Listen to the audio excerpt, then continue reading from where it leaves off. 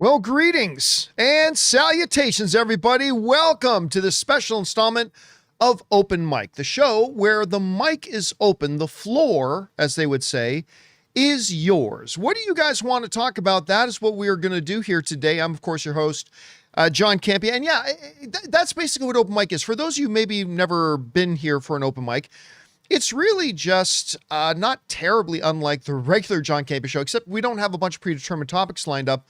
We just take your live comments and questions. Now, if you are watching and you have a thought, theory, opinion, question, or an issue you'd like us to address, go ahead and use the super chat feature in the live chat and send it on in there. And as long as I deem it appropriate to be addressed on Open Mic, we will address it here a little bit later on. All right, it's a busy day. Actually, I'm going to a wedding tonight. Anne is already out there. Friends of ours are getting married. They're in Grey's Anatomy, actually, and they're getting married today. So we were at the wedding dinner last night. It was really nice. I'm going to go back out there for the wedding a little bit later, but we had some time, so I thought we would do ourselves a little bit of an open mic. Good to have you guys here. And let's not waste any time and get right into it, because every time we do an open mic, I always open it up with one general topic, right? So yesterday on the John Campea show, we previewed CinemaCon, because tomorrow we all leave for CinemaCon in Las Vegas. Can't wait. For those of you who don't know, CinemaCon is the most important event of the year. I mean, other than obviously the Oscars, but it's the most important event of the year in the movie industry. It's put on by all the movie theaters. All the movie theaters have a big trade organization called Cinema United, and they have a big annual convention in Las Vegas where they go and talk about being movie theaters. But the key thing is, for people like me, is that because all the movie theater owners are there, all the movie studios come and do these big 2-hour presentations about all the upcoming movies they have over the next 12 months. And they bring all their directors and all their stars, and they show tons of footage and previews and even some full screenings. And again, it's my favorite event of the year, and we're leaving for that tomorrow to go out to Vegas. And we're going to be out there for the week, of course, doing live reporting from out there. But when we were talking about previewing CinemaCon yesterday on the John Campea show, we were really focusing on the studios rather than the individual films. You know, we talked about which studio's presentation are we most looking forward to and all that kind of stuff. Well, one of our viewers wrote into me and said, you know, John, you talked about, you know, how you're looking forward to the various studio presentations, but what individual movies, they asked. Which individual movies are you most looking forward to seeing footage, maybe seeing new trailers, maybe seeing the first 20 minutes, hearing from the directors, hearing from the stars? And so I thought that's what we would talk about here today. So I'm going to bring up a few of them off the top of my head, and then we'll talk about some other ones as well. So these are in no particular order, okay? These ones that I'm going to mention here. So one of the films I have to mention that I'm really excited about seeing more about is Supergirl. I loved the latest trailer. I think Millie Alcock was inspired casting. Like, once I saw her pop up at the end of Superman, I'm like, she's perfect for this. Because if you read Supergirl, Woman of Tomorrow, you know she's perfect for this. Like, she's just amazing. So she kind of embodied it great. The first trailer they put out was okay, but this last trailer they put out, I thought was amazing. I just thought was really, really amazing. And I want to get more of a sense of tone, whatever. Warner Brothers usually does a really good job of bringing a lot of stuff. So they're going to talk a lot about Supergirl, and I'm hoping to see some behind the scenes stuff. Again, just really mostly to get a better sense of the tone of the film. So yeah, again, the last trailer just completely hooked me on it. So really looking forward to hearing more about Supergirl. All right. Again, these are in no particular order. The next film, I mean, all of you knew this one was going to be on my list, that I'm really looking forward to learning more about, is Dune 3. Now, it might surprise some of you to know that I'm actually a little bit apprehensive about Dune 3. And you might be saying to yourselves, but John, you love the first Dune, and you say the second Dune is the best movie in all, out of all movies. It is the single best movie of the last 10 years. Why are you a little bit apprehensive about Dune 3? Well, I'll tell you. Because Dune 1 and Dune 2 were both based on the first book, Dune. I mean, it was just, both of those films were from the first book. But Dune Part 3 is mostly based on the second book, Dune Messiah. And I don't like that book. I'll be honest with you, out of the 794 Dune books, I mean, I'm overgeneralizing and maybe there's a few odd ones here and there, but overall speaking, as you go through the Dune books, to me, they get worse and worse and worse and worse and worse. And I've always had some apprehensions about doing Dune 3 based on Dune Messiah. Now, the one thing I'm holding out a lot of hope for, and I think this is why I'm looking forward to seeing them talk about it at CinemaCon, is because if you've read the books and you saw Dune 1 and 2, you know that Denis Villeneuve took some pretty big liberties with some things, right? Like he made some significant changes from the book that he felt would make the movies better. And so what I'm hoping to get a good grasp on coming out of CinemaCon, when we see more footage and Denis Villeneuve comes out to talk to us and all this kind of stuff, what I'm really looking for is to get a better idea about whether or not Denis is going to stick more closely to the book of Dune Messiah, which I think would be a mistake because, again, I don't like the book, or whether he's going to continue his trend of really taking big liberties, right? And because if he's going to take bigger liberties, then I trust him. But I got to see if he's going to forge his own path or whether he's going to just follow the book. Now, the one thing that really gives me hope is that the name of the movie is not Dune Messiah. The name of the movie is Dune 3. And that, it's a little thing, but that little thing maybe gives me a little bit more hope that what they're actually going to do here, Denis is going to do, is break away from the book and just tell his own story. I'm sure there's going to be major themes from Dune Messiah that he's going to keep in the movie and all that kind of stuff, but I really hope it means he's going to make a departure, and that's what we're going to find out at CinemaCon. So that's why Dune 3 is one of the films I'm really most looking forward to. All right. How can we talk about movies we're excited to see at CinemaCon and not bring up and mention the newest Christopher Nolan film, The Odyssey? Now, look, I was excited for The Odyssey because it's Christopher Nolan.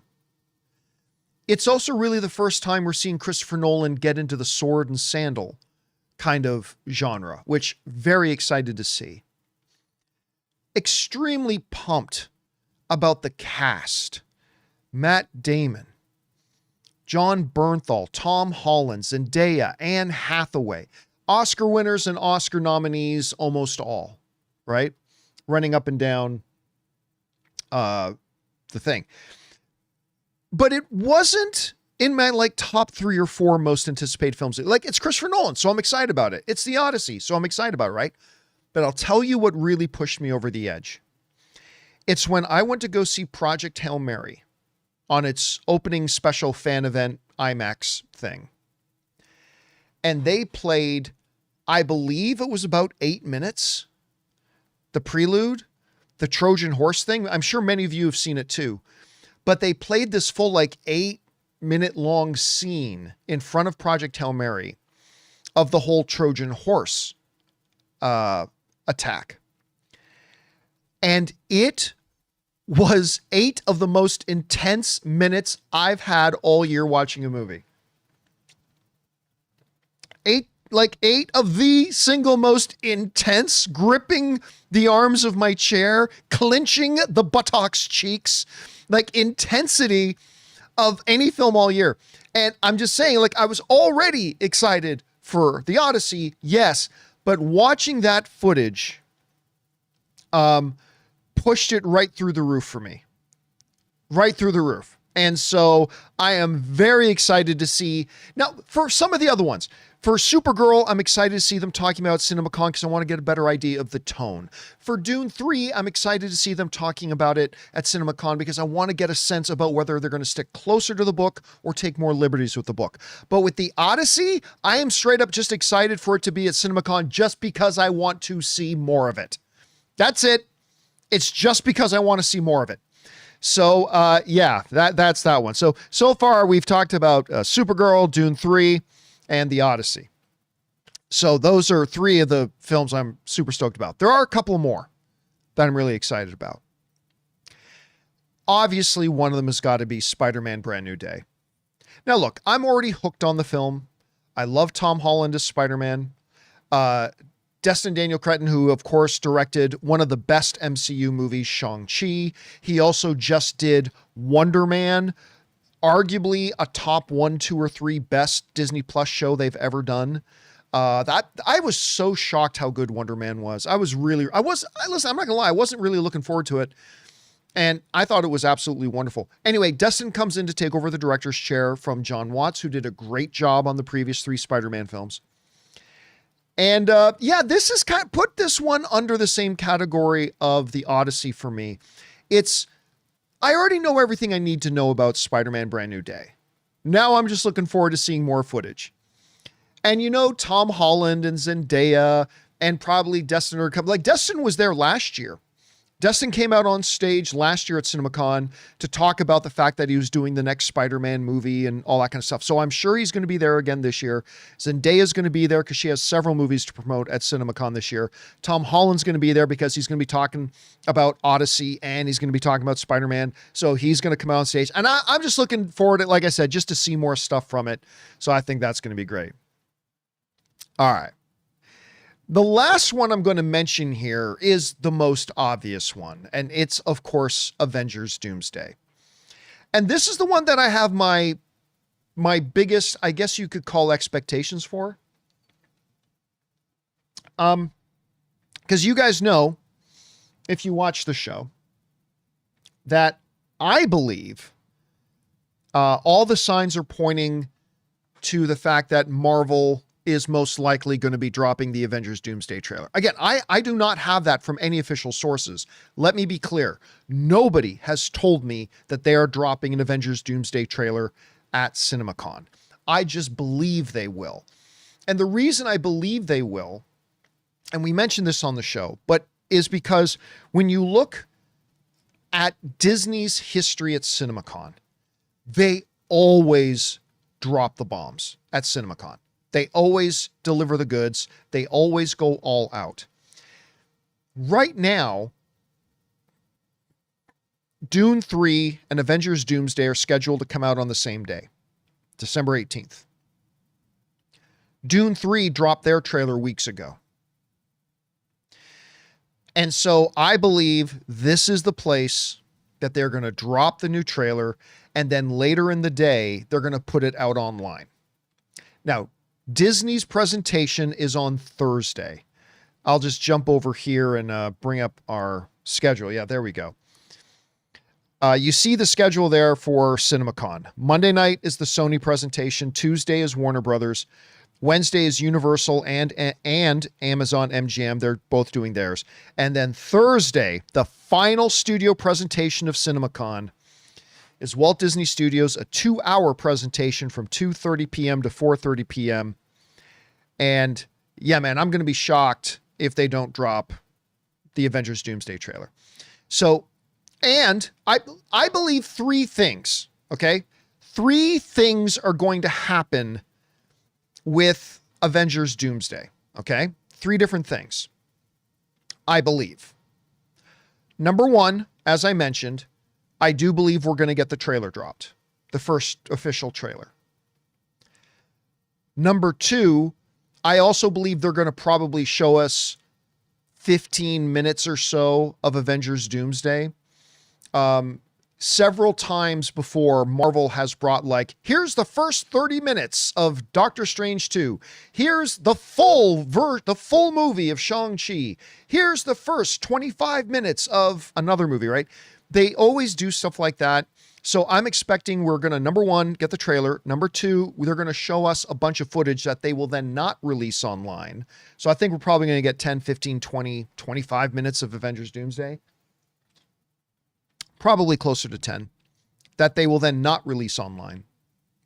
The third thing that I'm expecting to get out of CinemaCon is a definitive final answer about whether or not Avengers Doomsday is going to move release dates.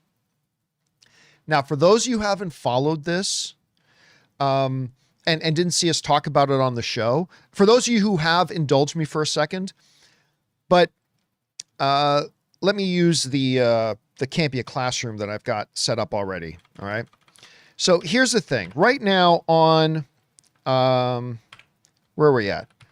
December 18th, we have both Dune 3 and Doomsday coming out, right? That's the way it's all set up right now. Now, the problem with that, if you're Disney, is that Dune gets all the IMAX screens. Some of you know that already. Some of you may not. Dune has already signed the contract for 3 weeks exclusive on IMAX screens.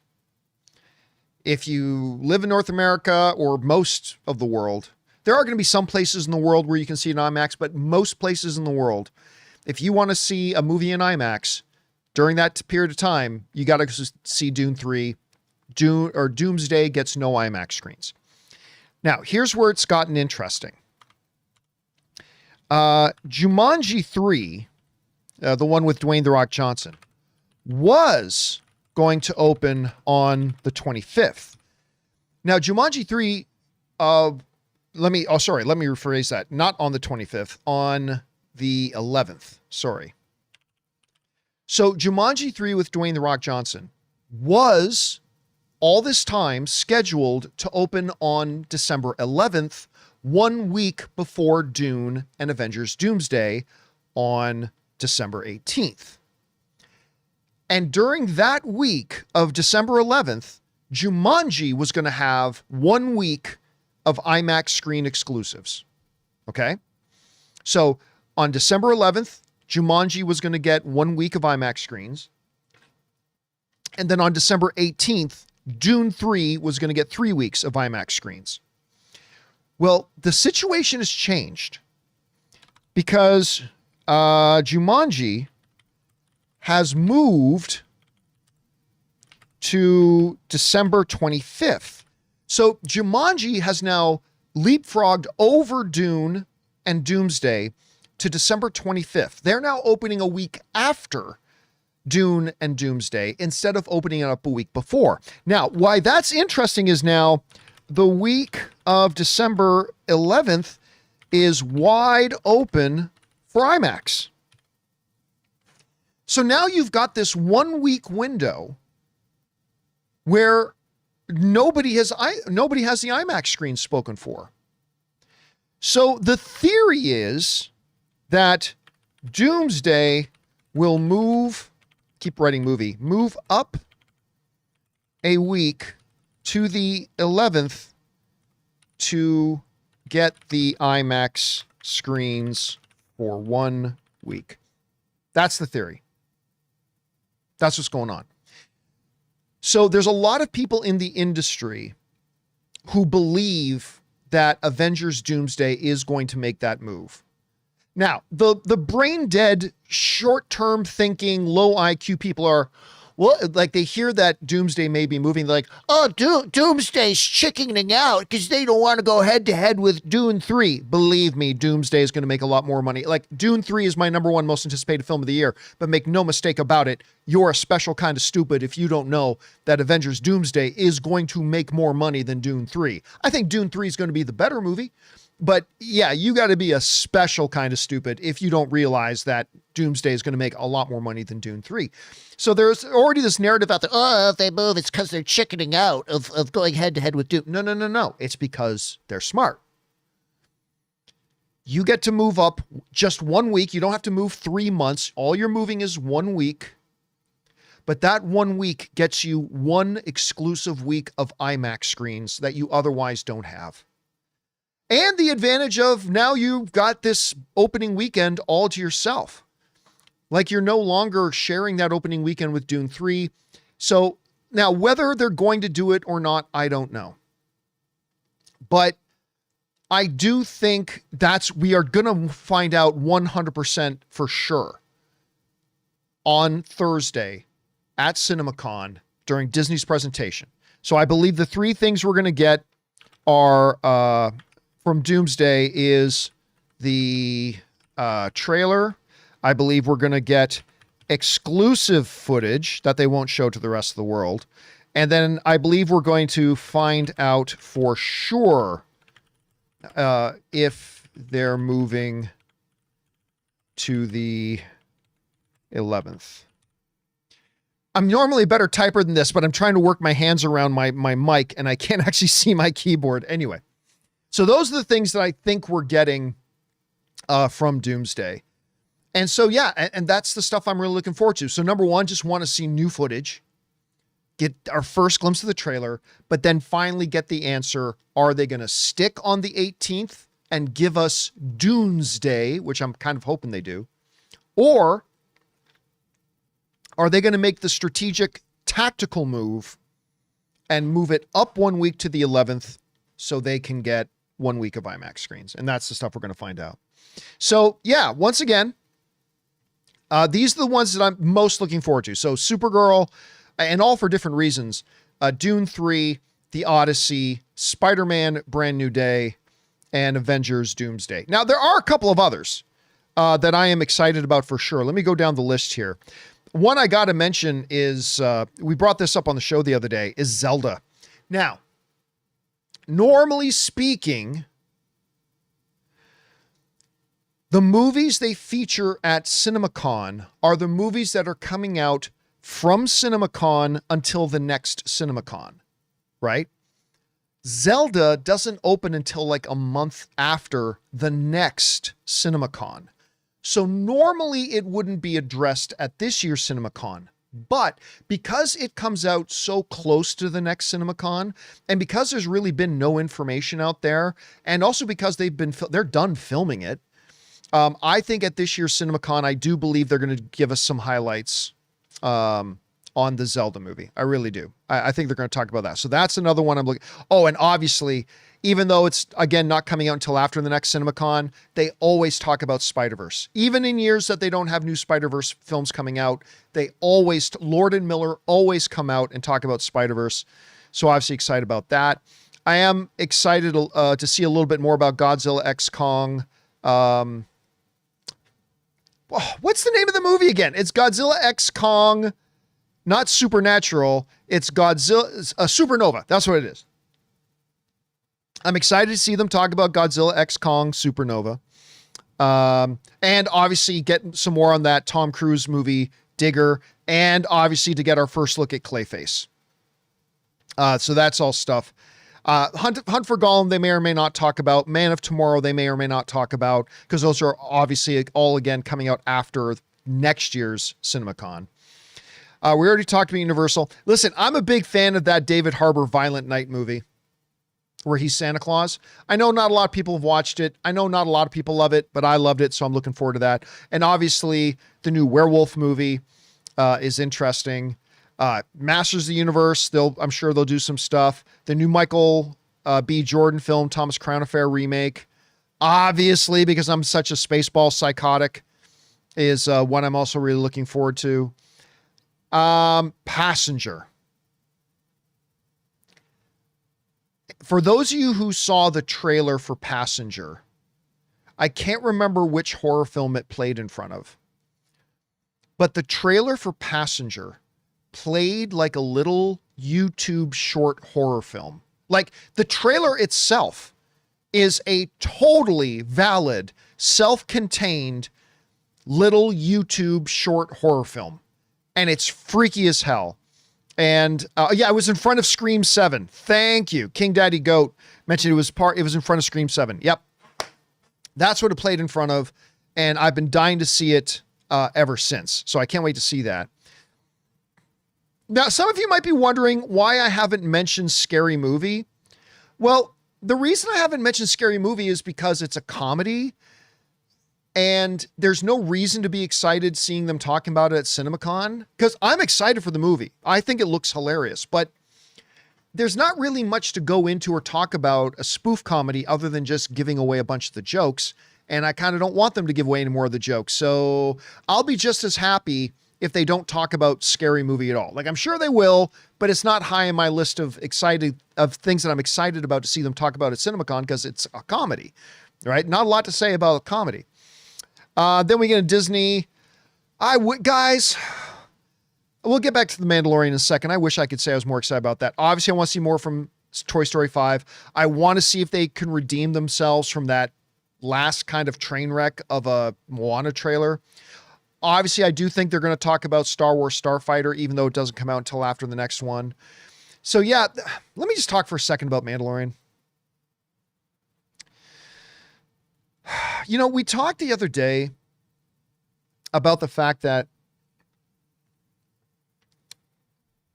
Fandango did their big, massive fan survey to get an understanding of what the most anticipated films of this coming summer are.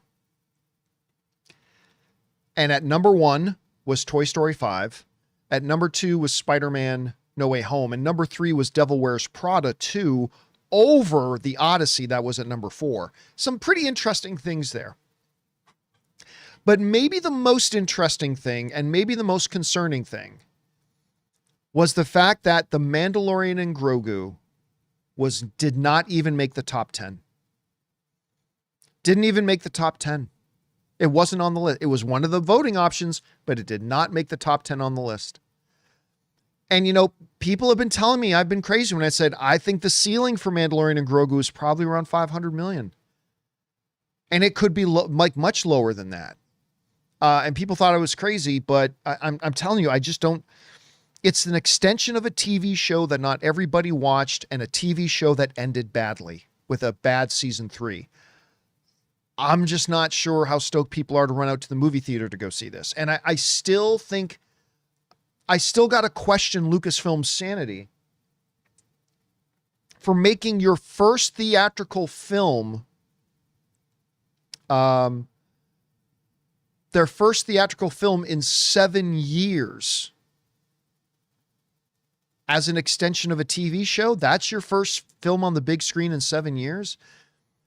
Anyway, so yeah, again, so we'll see. But again, that was one of the big interesting things, that Mandalorian didn't even make it onto that list. Anyway, I'm sure there's some movies that you guys are curious to hear some more information about coming out of CinemaCon. Of course, we're going to be doing daily live streams from CinemaCon, talking about giving you full reports and breakdowns of all the studio presentations. I don't think it's an exaggeration to say we're the best in the world at doing it. There's not much I'm good at, but I honestly think that nobody does coverage of CinemaCon better than we do. And we're doing it again this year. And hopefully you guys will tune in and hear about it. So if you do have any questions or any other movies you're excited to hear about from CinemaCon, use the Super Chat feature and send it in, and we'll get over and talk about those. All right, guys. With that all down, let's get down to the actual reason we're here, which is taking your live comments and questions. The Super Chats are open. You guys have been throwing in a whole bunch of them. So let's get over and start answering those, shall we? And we're going to start off here with Arnav.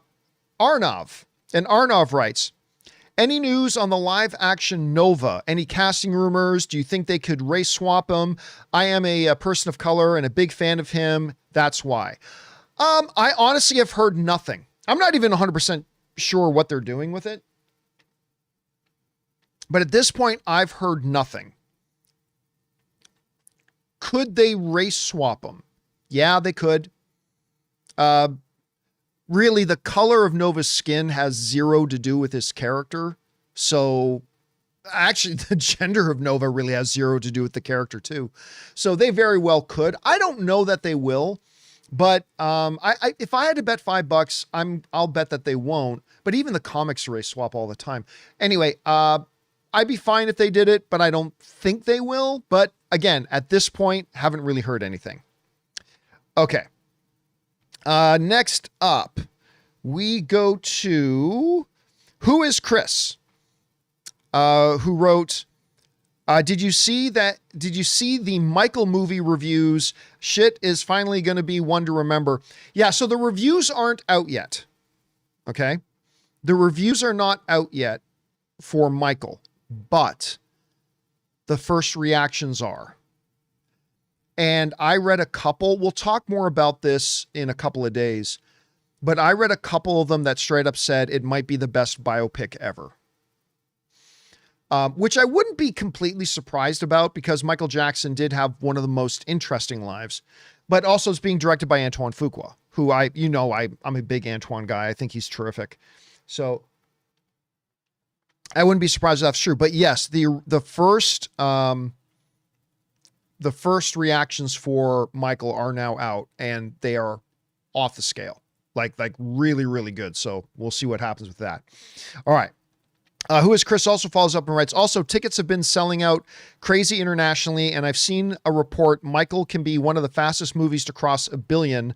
Michael Mania. Listen, again, I said when they announced the film, I said, everybody's sleeping on this. This has the potential to be the first $1 billion biopic. Now, I don't know for sure it's going to hit the $1 billion mark, but if I had to bet $5, I've been saying this consistently all year. I think Michael is going to be it. Ever since they showed us that first trailer for it at CinemaCon ages ago. I've just really believed it's going to be $1 billion film, depending on how good it is. But so far, the word is it's looking pretty good. All right, next up. Who is Chris also writes, I'm saying it now. Michael will make more than Doomsday at the international market. No, it won't. No, it won't. At the Doomsday, the international market is going to destroy the box office. Yeah, listen, Michael's going to do really well. I've been saying that forever. Michael is going to do really, really well. But you're smoking something pretty potent if you think it's going to make more money than Avengers Doomsday. Like Doomsday, I don't think it'll get there, but Doomsday has the potential to be a $2 billion film. Michael has the potential to be a $1 billion film. Like Michael ain't going to make more money than Doomsday. It's just not, but it's going to make a lot. And I'm really excited to see it. So we'll see what happens. We'll see what happens. All right. Next up, Mega Red 55 writes, do you think we get an official Doom look / suit reveal? I feel that reveal is going to be a moment and Marvel is waiting for the right moment. I think we already kind of have got the suit reveal. Do you guys remember that it was maybe 2 months ago, but that design of Dr. Doom went out and it was a part of an official Marvel exhibit about the upcoming movie. And they showed, and now granted it was illustrated, but they showed Dr. Doom in the full outfit. So I think that was our look at the full suit. I really do. Now, that being said, I also think that if they do indeed drop a trailer on Thursday, which I'm expecting they will, I don't know that they will, but I'm expecting they will. I think they will include Dr. Doom. I think he'll be in that. So I think we've already seen it, but I think we will see it again come Thursday. All right. Thanks, Mega Red.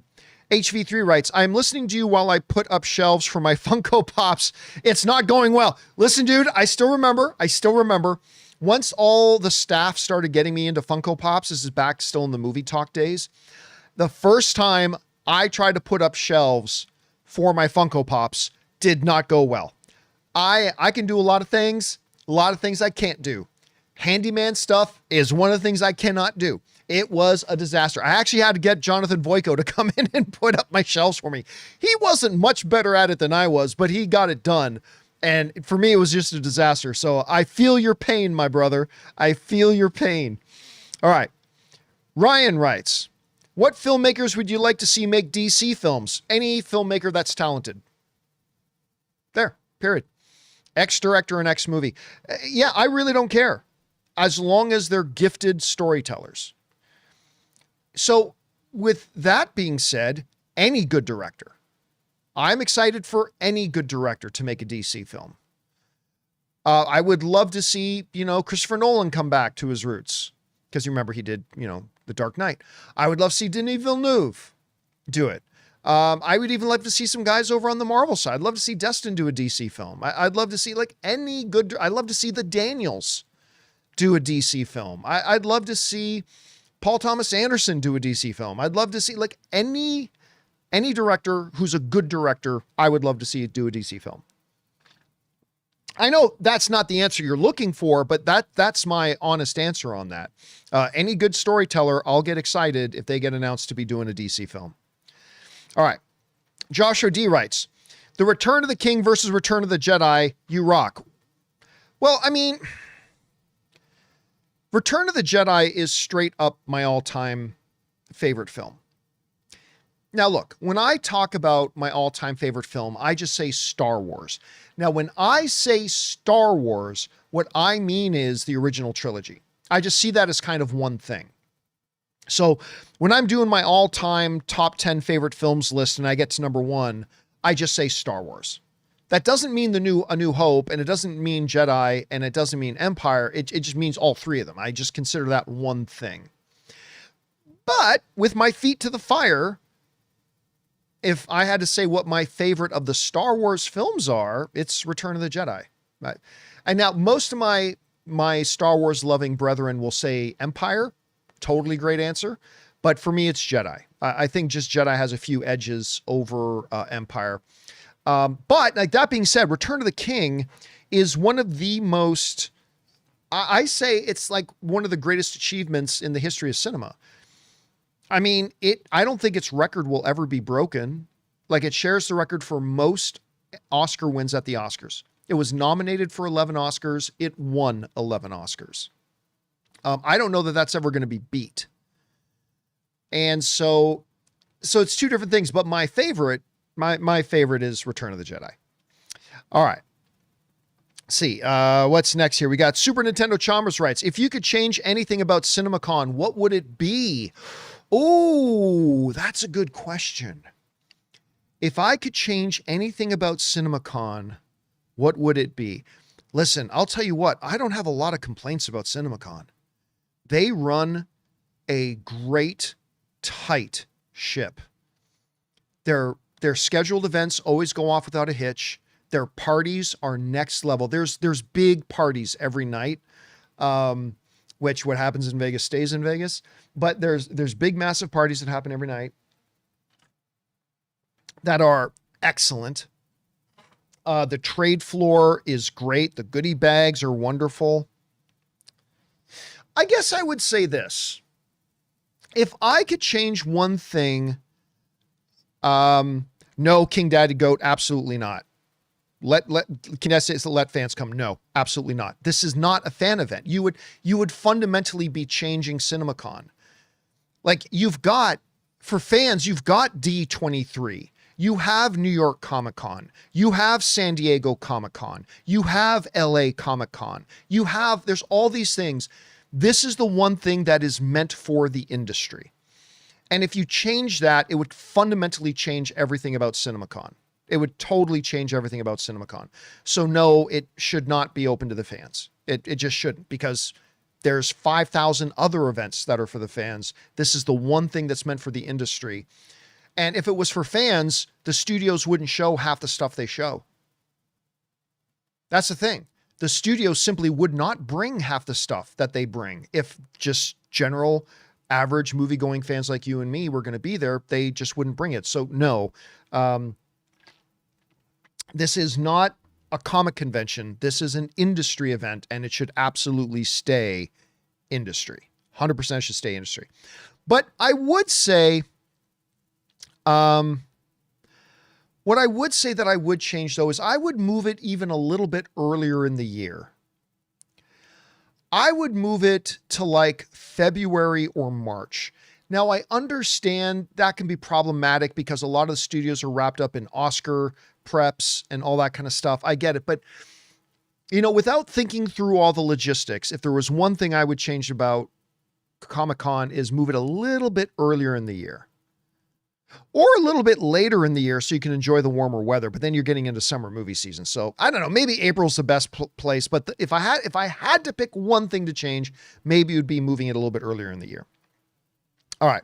Next up, Mark writes, since I assume the city itself won't be that conducive to a movie meetup, have you considered doing the New York movie meetup in North Jersey? It works for the Giants and Jets. Yeah, when it comes time for me to plan, look, when I do the New York movie meetup, it won't literally be in New York City because that's just not practical. It's not practical for me to try to drive my van in there, let alone find a place to park my van, let alone to have a safe place where, you know, anywhere from 20 to 100 people can gather outside. It's just not practical. So when I do the New York movie meetup, it'll be somewhere in the New York vicinity. Maybe that'll be somewhere in New Jersey. Maybe it'll be further north. I'm not really sure yet. But yeah, it could be in New Jersey. It could be. We'll find out. All right. I'll let you guys know as I get closer to planning the actual event. All right. Next up, Johnny Weiner writes, saw Project Hail Mary in IMAX and I love it. I expected to have same vibes like Interstellar with visual and dialogue, but it has so much heart to it. Love Rocky. Yeah, you know, somebody wrote in on the John Campea show the other day asking, I think it was a versus. Yeah, it was a versus question asking, you know, which we like better, Interstellar versus Project Hail Mary. They are two really different films that deliver two very unique experiences. Like they're both trying to deliver different things. And I said that I personally preferred, like I love Interstellar, but I personally preferred Project Hail Mary. Like I just walked out feeling better. You know, I was just more entertained. I had a better time with it. But again, I would have no qualms with anybody saying that they preferred Interstellar because it delivered different things. But yeah, man, that I just can't believe what a great job Lord and Miller did bringing that book to life. They really did an incredible job with it. I loved it. I won't even tell you how many times we've gone to the theater to see it now. All right. Next up, Lazarus writes, I know tattoos aren't your thing. They're very much not my thing. But if you had to choose a Star Wars tattoo, what would it be and why? Well, I already know. Like I know. If I were to get a Star Wars tattoo, I have actually I have a hat and a couple of sweatshirts with this on it. It would be the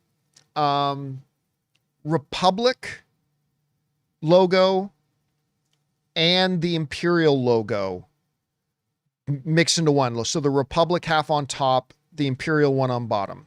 I really like it. It's a really good design. I have it on a couple of my sweatshirts. And if I ever were to get a tattoo, and I'm not, no disrespect to other people who have tattoos, that's great. You can pull off tattoos. I can't pull off a tattoo. A tattoo on me, I think would just look weird. So, plus, and I hate doing things that I can't take back later. I've told this before. I have a friend of mine, true story, that when he was, I believe, 16 or 17, got a tattoo from shoulder blade all the way to shoulder blade on his back of the giant cobra symbol from G.I. Joe, the big cobras, because he loved G.I. Joe. It's a huge tattoo. Loved it. The problem was, a few years later, he didn't love G.I. Joe as much. And he became a grown-up. And he became really what's the word I'm looking for? Not self-aware. Yeah, maybe self-aware or self-conscious. He started becoming really self-conscious of it. And so he wouldn't go to the beach or take off his shirt and stuff like that. And it was just really too big to remove. And anyway, that for me has always been a really, really big thing for me, that I remember what happened to my buddy and I don't want to get a tattoo and then at some point regret having it. So yeah, that's why, again, love other people getting tattoos. I just can't pull it off. For me, I can't pull it off. All right. Next up, Keith Green writes, did you see the new look for Brad Bird's ray gun? I did not. I saw that it came out, but I did not take a look at it yet. So, because yesterday we did the show, as soon as the show was done, I had to split to go to the wedding dinner and then back here. Then I'm working on getting packing for CinemaCon. So I haven't seen it yet. I haven't had a chance to lay my eyes on it, but thank you for reminding me about it, Keith. All right. Next up, Fernando A writes, any idea when or where in New York, New Jersey area you will be for the meetup? Nope. Zero idea so far. I frequent AMC Garden State 16 in Paramus, New Jersey, not that far from the city, has IMAX and Dolby. Yeah, no, I have no idea yet. When it comes time to start planning the trip, what I will look for, here's what I look for in a movie theater, okay? Number one, it has to have surface level, open air, big parking lot. Because my van is 11 feet tall, I cannot take it into a parking garage, and I don't want to park it on the street. So number one, I need to find a movie theater that has a big open public parking lot with tons of parking. You don't get that in the inner city very much. The second thing I'm looking for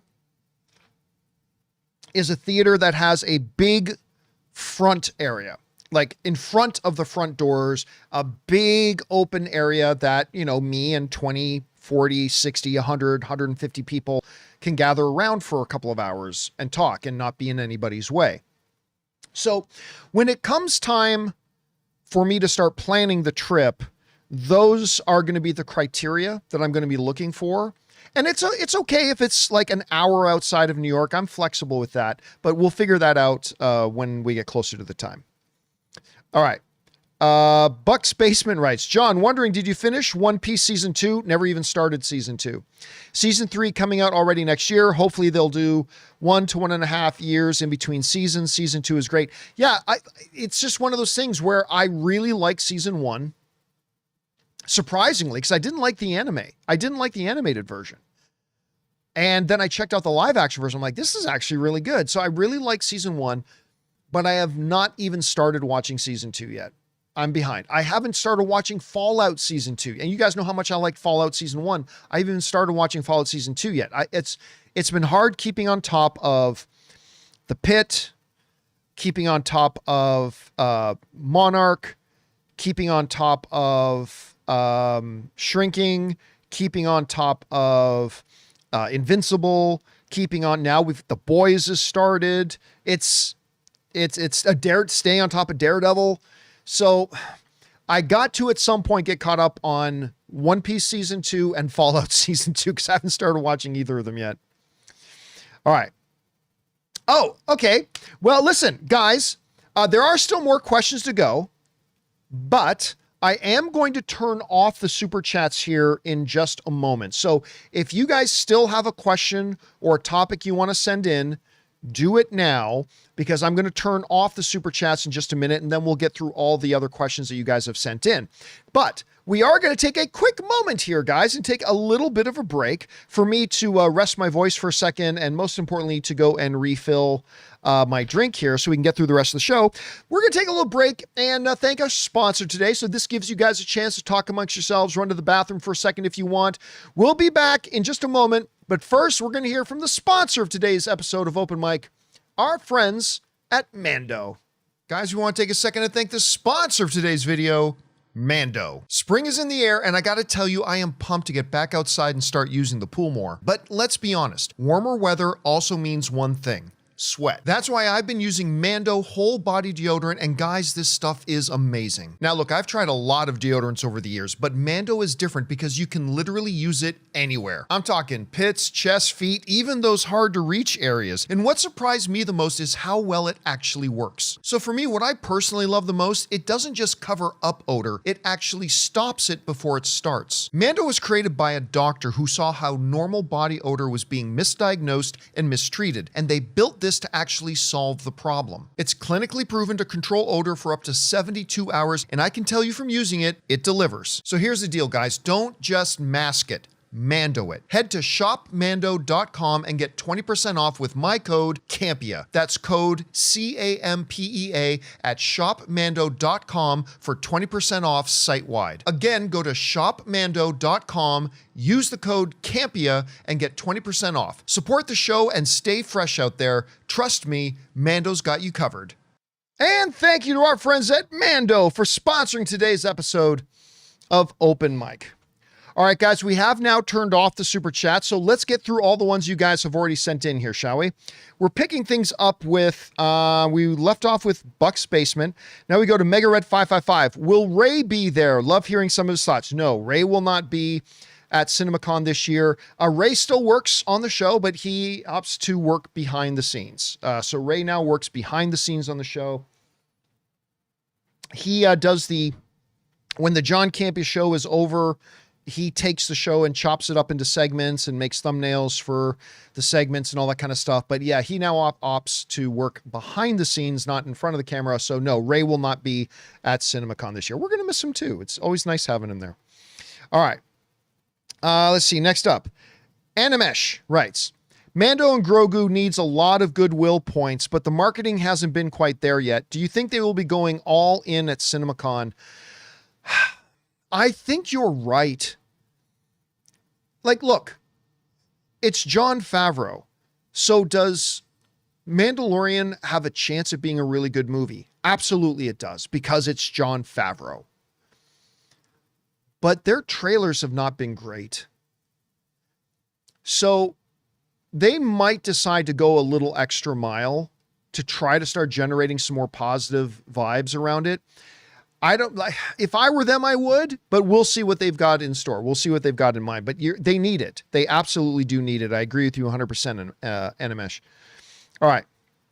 Next up, Only Giovanni all the time sends in a $50 super chat. Thank you, Only Giovanni. For those of you who don't know, that's my actual name. Thank you so much for supporting us on that level, man. That's incredibly generous of you. Anyway, Only Giovanni writes, Hey, John, any thoughts on The Amazing Digital Circus? Never heard of it. They are putting the series finale in theaters 2 weeks only in the US, Canada, and Japan before being free on YouTube. Fans are mad on possible spoiler leaks and no international release.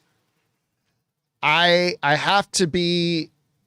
I've never heard of Digital Circus. I've never heard of it. That's fine, because I'm sure the people at Digital Circus have never heard of me. But no, I have no knowledge of Digital Circus. What is it? Is it like a Saturday Night Live? Is it like a sketch series? Is it a drama series? It is it's a YouTube series, but like, what is it? Like I'm with, Elias. I have no idea what it is either. I've never heard of it. Oh, it's an animated show? Yeah, never heard of it. So anyway, I can clearly not have any opinions or theories about what's happening with it. Yeah, so I don't know. I mean, I will say this though, like that they're going to show it in some theaters in Canada and Japan before airing it on YouTube, and some fans are worried about whatever. This is the part I've never understood about people. This is how we as fans, and I include all of us in this, you've been guilty of this too, and so have I. Let's not pretend we haven't. But we as fans can be the biggest babies, like, in the world. Why do they get something? Like, I remember having this big debate once about Comic-Con, not CinemaCon, Comic-Con. And there was this big topic about the fact that at Comic-Con, sometimes a movie or TV show or a studio will show something that they release online later, but sometimes they show something just for those people at Comic-Con, right? Something special for those people. And I remember this big argument and debate that broke out about, it's not fair that the people at Comic-Con get it and we don't.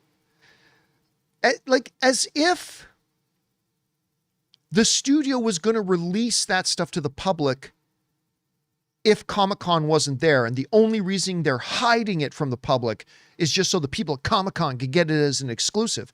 And I've tried to explain to people, no, if Comic-Con wasn't happening, the studio wouldn't be releasing this footage at all.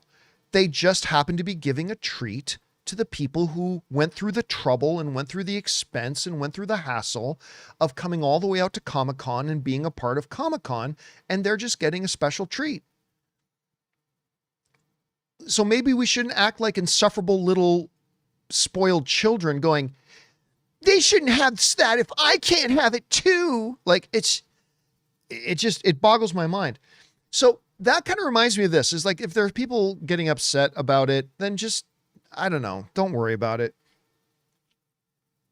there are bigger things, even in just the movie world. There are bigger things to worry about than that. Anyway, only Giovanni, I wish I knew what you were talking about because you did send in a $50 tip. So I appreciate that so much, but I unfortunately can have no thoughts on the series because up until this point, I have never heard of the series. Anyway. All right. Next up, we got Ethan Rowe who writes, do you think we will hear more about the recently announced Game of Thrones film? Oh, that's right. They said they're going to be doing the Aegon's Conquest film, right? I forget about that. Yeah, Aegon's Conquest, because I think they're doing that as a film, right? Not a show. I think they're doing that as a film, not a show. Anyway, my favorite fan casting. Let me see if I can find it here. I'm not sure I can. Give me one moment here. And, what's her name? Oh, guys, what's the name of the lead star of Ready or Not? The one who looks just like Margot Robbie. She's got the same last name as the actor who played Red Skull and played Agent Smith. Samara Weaving. Thank you. Weaver, I mean. No, it's Weaving, not Weaver. Let me just see. So here's the thing. So in Aegon's Conquest, Aegon has the sister wives, right? The two sister wives. And I already kind of spoiled it, but how great would it be? Because everybody thinks Samara Weaving and Margot Robbie already look like sisters. I mean, I remember when the first Ready or Not movie was coming out, everybody thought it was Margot Robbie. Like everybody saw the trailers and they just assumed that was Margot Robbie. Anyway, how great would it be to have Margot Robbie and Samara, and Margot Robbie might be a little bit aged out for it at this point, but Margot Robbie and Samara Weaving playing Aegon's sister wives. I think that would be, I mean, it might be too expensive, but that would be epic fan casting if they were able to make that happen. Absolutely epic fan casting. Do I expect them to give us more information on it at CinemaCon? I'm going to guess no. I think that movie is still too far out. It's not like it's coming out the week after the next CinemaCon. I think it's still going to be pretty far out. So I'm not expecting to hear them talk about it this year. Maybe next year, but I don't think they'll do it this year, but you never know. We'll find out. All right. Buster Barnes writes, the Fandango list is interesting, but does it mean much? Last year had Lilo at 9 and F4 at 2. 2023 had Flash at 3 and Barbie and Oppenheimer at 7 and 8. Yeah, but you could pull out anomalies like that for any fan thing. Does it mean something? Absolutely it does. Because for every one thing you can point that's kind of out of place, you can point to 3 or 4 things where it really did line up. Now, of course, Lilo and Stitch wasn't on there much. Well, because children weren't voting on that thing, right? Adults voted on it. And adults may have been planning on bringing their kids, but they may not vote for it. Adults are planning to go see Toy Story, which is why it's number 1 on the list. Now, does that automatically mean that Toy Story is going to be the biggest movie of the summer and that Amazing Spider-Man is going to be the number 2 and that Devil Wears Prada is going to be the number 3? Oh, no, of course it doesn't automatically mean that. Not at all. But I think it gives us a general idea.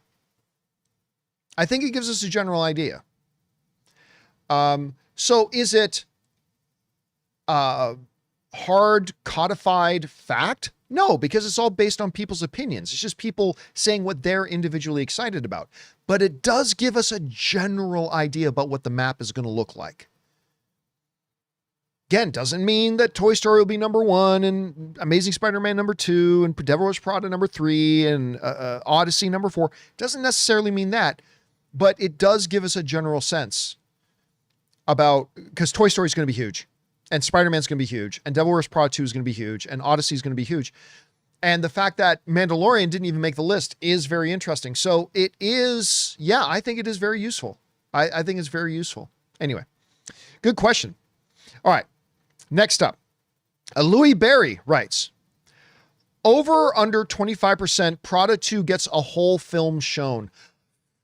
I'm going to go under 25%, but if you had said 10%, I would have taken over. So I think the chances that they do a full screening of Devil Wears Prada 2 somewhere between 10 and 25%. So I'll say under 25. But it's the kind of movie they like to play at CinemaCon. Again, I haven't heard any whispers that they're going to do a full screening. I'm sure we're going to get a lot of footage.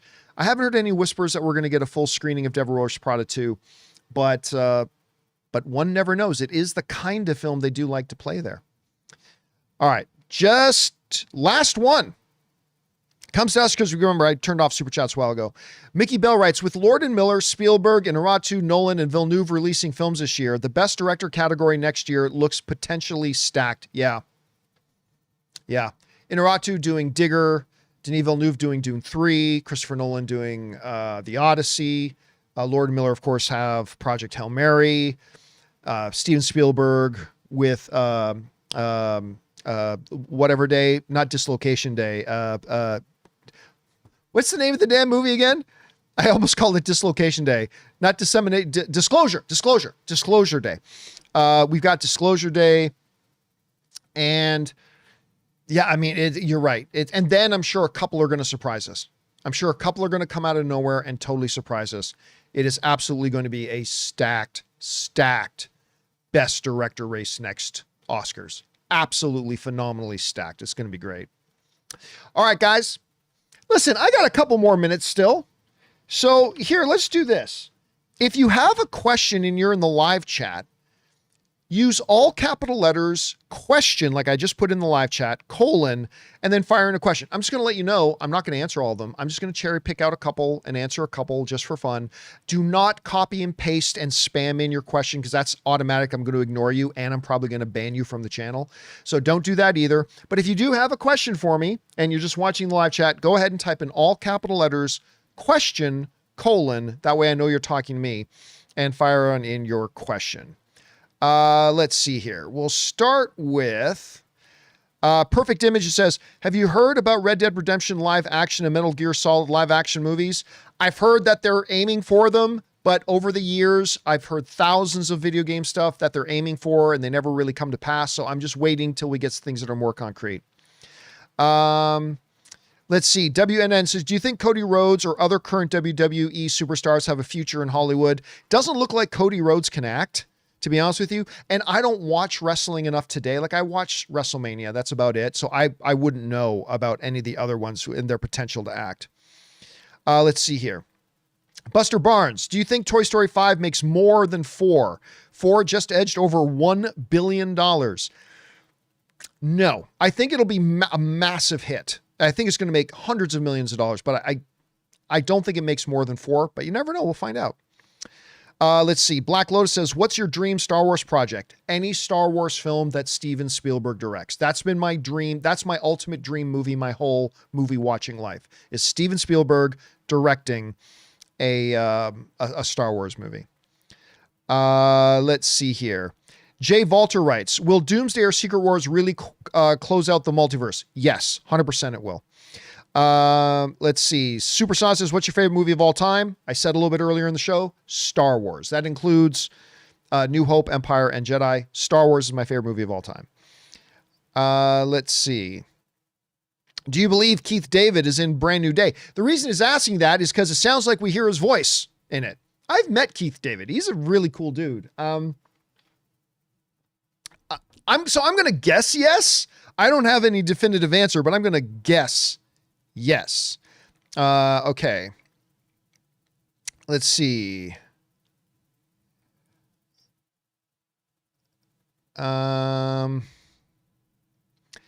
Question. Do you think they'll revere Spider-Man is going to be in Doomsday? Spider-Man is not in Doomsday.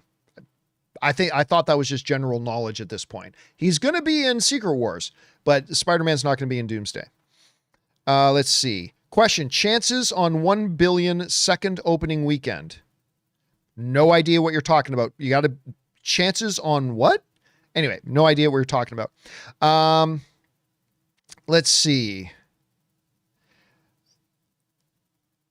Dominic is writing, has the Marvel Disney Plus shows hurt the brand more than it's helped it overall? Yes. Yeah. Because it was one of the main, remember when Bob Chapek took over, as one Marvel executive has reported and confirmed is true, Bob Chapek's orders to Marvel was crank out as much as you can, as fast as you can. And he took the content decision-making authority away from Kevin Feige and put it into the hands of one of his banker buddies. And that, the glut of Disney Plus Marvel shows then took away their attention. It took away their resources, their focus, their attention. So yeah, listen, I love that we have Wonder Man, and I love that we have Ms. Marvel, and I love that we have WandaVision.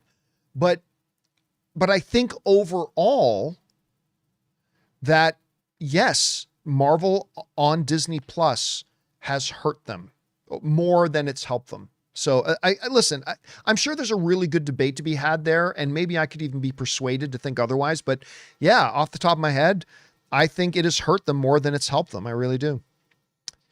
All right. Let's see. Nick is writing, would you ever join Letterboxd? Probably not. Not that I have any problem with Letterboxd. Don't misunderstand me, but I don't have time to keep up with something like that. I'm just too busy. Let's see. Nicholas writes, as the first promotion was just spotted at CinemaCon, do you think Spaceballs 2, yeah, I heard that you could already start to see some of the art going up. Do you think Spaceballs 2 is going to be any good? You know, that's a deep question for me, because Spaceballs is one of my all-time favorite comedies. I still think the single funniest moment in any film in cinematic history. Now, this is extremely subjective. I'm just telling you what it is for me, okay? I still to this day think the single funniest moment ever in the history of cinema is Lone Star and Dark Helmet. Now, Lone Star, I can't do it justice, but now, Lone Star, you will see that evil will always triumph, because good is dumb. I've never, ever laughed harder in my life than that one line. That's how special the movie is to me. But you know, a movie like Spaceballs can go really wrong really fast. And I'm excited for Spaceballs 2. Believe that. I am very excited for it. But two things can both be true at the same time. Number one, I'm super excited for Spaceballs 2. Number two, I'm terrified it's just going to be crappy. I am terrified it's just going to be unfunny crap. I have no reason to believe that it will be. I'm just saying that kind of movie can go very wrong very fast. So excited for it, yet worried about it all at the same time. And all right, guys, that will do it for today's installment of Open Mic. Thank you so much for being here and making this little video a part of your day. I deeply appreciate that, guys. It means a lot to me that you would take some of your Saturday out just to come and hang out with me here. I appreciate it a great deal. It means a lot to me. Also, guys, want to remind you, my latest editorial, which I'm very proud of, by the way. I really like these editorials I've had the opportunity to do lately. Let me see if I can bring it up on screen here. There it is right there. Is The Blade Disaster. The Blade Disaster, why Marvel can't get the Daywalker to the screen. I just put this up the other night. It's up there right now under the, if you go on the main page and you go to the topic that says news/editorial videos, it'll be right there. And there you can also see the other editorials I've been doing lately. Go check some of those out. I really love you guys to go check out the Blade one and any of the other ones that I've done there. So thank you for that. Now, the next time you guys are going to see me, I'm going to be in Las Vegas. going to a wedding tonight, staying the night over at the wedding, and then tomorrow morning we are packing up and heading to Vegas.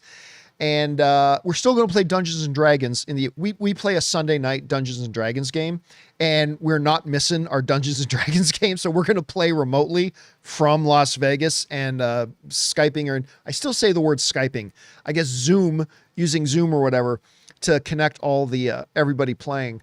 And we're going to do that. And then we're going to walk around Vegas. We're going to take some pictures. By the way, guys, if you want to keep up with all the pictures I'm going to be taking at CinemaCon, I'll bring some into our shows, but right down here in my lower third name title, you see at John Campea. Now, I had over 120,000 followers on Twitter, but I canceled Twitter because it just became an insufferable toxic cesspool. So I ditched Twitter a long time ago, but I am still quite active on Instagram. And if you guys want to keep up with a lot of the pictures I'm going to be taking and the photos and some quick little video thoughts, whatever, that I'm going to be covering while at CinemaCon in Vegas, make sure you guys go over to Instagram and follow me there. And that would be great. And yeah, so guys, that'll do it for me. Thank you so much for being here. It means a lot to me. I love you guys so much. Can't wait to talk to you from Vegas. We're going to CinemaCon. Can you tell I'm a little bit psyched? Anyway, guys, that'll do it for me for now. My name's John Campea, and until next time, my brethren, bye-bye.